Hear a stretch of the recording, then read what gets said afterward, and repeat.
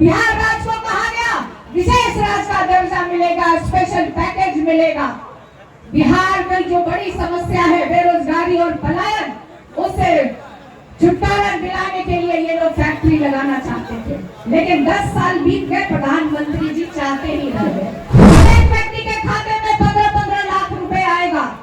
किसानों को कहा गया कि उनकी आय दुगनी की जाएगी, एमएसपी लागू किया जाएगा, और महिलाओं से वादा किया गया कि महंगाई कम करेंगे, गरीबी कम करेंगे, और अगर सबसे ज्यादा किसी को ठगने का काम किया तो वो हमारा बिहार राज्य है। एक तरफ आप देखिए, इस देश में 10 वर्षों से इन लोग राज कर रहे हैं। प्रधानमंत्री जी बड़े बड़े वादे किए थे, लेकिन एक भी वादा उन्होंने पूरा करने का काम नहीं किया।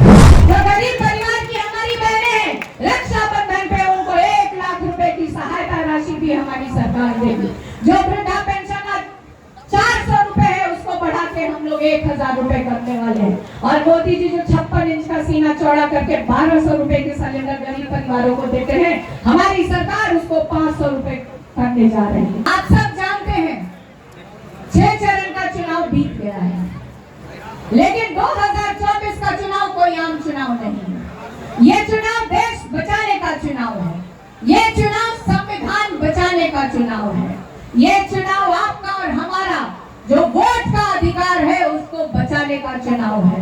एक तरफ आप लोगों ने देखा होगा कि भारतीय जनता पार्टी के बहुत सारे नेताओं ने बहुत तरह के बयान दिए। बड़े बड़े नेताओं ने कहा कि 400 पार अगर आ जाएगा तो वो संविधान में संशोधन कर देंगे। आप लोग याद करिए, हमारे राष्ट्रीय अध्यक्ष आदरणीय लालू प्रसाद यादव जी ने 2015 के विधानसभा के चुनाव में पूरे देश की जनता को आगाह किया था। किस तरह से आरएसएस प्रमुख मोहन भागवत जी ने कहा था कि आरक्षण समाप्त कर दी जाएगी। ये लोग की मंशा साफ नहीं है। एक तरफ आप देखिए, इस देश में 10 वर्षों से इन लोग राज कर रहे हैं। प्रधानमंत्री जी बड़े बड़े वादे किए थे, लेकिन एक भी वादा उन्होंने पूरा करने का काम नहीं किया। सबसे ज्यादा अगर किसी को ठगने का काम किया तो वो हमारे देश के नौजवान भाई हैं। उनको कहा गया कि प्रत्येक वर्ष 2 करोड़ नौकरी देंगे, जो कि इन वर्षों में 10 वर्षों में 20 करोड़ होता है। प्रत्येक व्यक्ति के खाते में 15-15 लाख रुपए आएगा।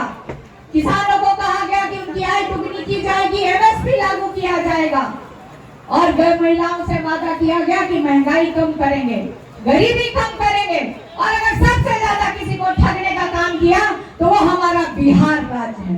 बिहार राज्य को कहा गया विशेष राज्य का दर्जा मिलेगा, स्पेशल पैकेज मिलेगा। बिहार में जो बड़ी समस्या है बेरोजगारी और पलायन, उससे छुटकारा दिलाने के लिए ये लोग फैक्ट्री लगाना चाहते थे, लेकिन 10 साल बीत गए, प्रधानमंत्री जी चाहते ही रह गए। दूसरी बात उन्होंने कही थी कि बिहार की बंद पड़ी चीनी मिलों को खुलवाया जाएगा, लेकिन 40 सीटों में से भारी संख्या में 39 सीट जिता के देने के बावजूद भी बिहार का एक भी सांसद बिहार के हक और हकूक के लिए संसद में आवाज नहीं उठाता है। वही मैं आपको बताना चाहती हूँ कि इंडिया गठबंधन की सरकार बनने जा रही है। 6 चरण का चुनाव बीत गया है। हम लोग जो काम करने वाले हैं, पहला काम जो हमारी सरकार करेगी, जो पढ़े लिखे नौजवान भाई और हमारी बहनें हैं, 1 करोड़ सरकारी नौकरी देने का वादा हमारी सरकार करती है। जो गरीब परिवार की हमारी बहनें हैं, रक्षाबंधन पे उनको 1 लाख रुपए की सहायता राशि भी हमारी सरकार देगी। जो वृद्धा पेंशन 400 रुपए है, उसको बढ़ा के हम लोग 1000 रुपए करने वाले हैं। और मोदी जी जो 56 इंच का सीना चौड़ा करके 1200 रुपए के सिलेंडर गरीब परिवारों को देते हैं, हमारी सरकार उसको 500 रुपए करने जा रही है। 200 यूनिट बिजली भी हम लोग फ्री करने जा रहे हैं। हम लोग काम करने वाले लोग हैं, हमारी गारंटी पूरी होती है।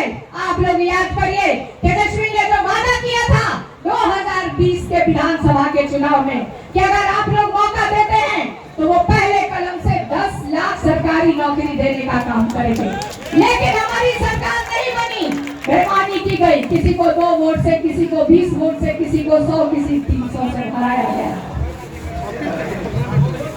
लेकिन आप लोग जानते हैं, इस प्रदेश के मुख्यमंत्री की आदरणीय नीतीश कुमार जी हमारे अभिभावक हैं, हमारे चाचा हैं। उनकी एक आदत है। कौन सी आदत है? पलटी मारने की। पलटी मार के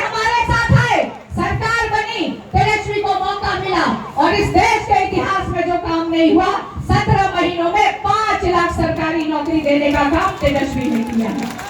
यही क्योंकि समय बहुत कम है, इन लोग को आगे निकलना है, तो मैं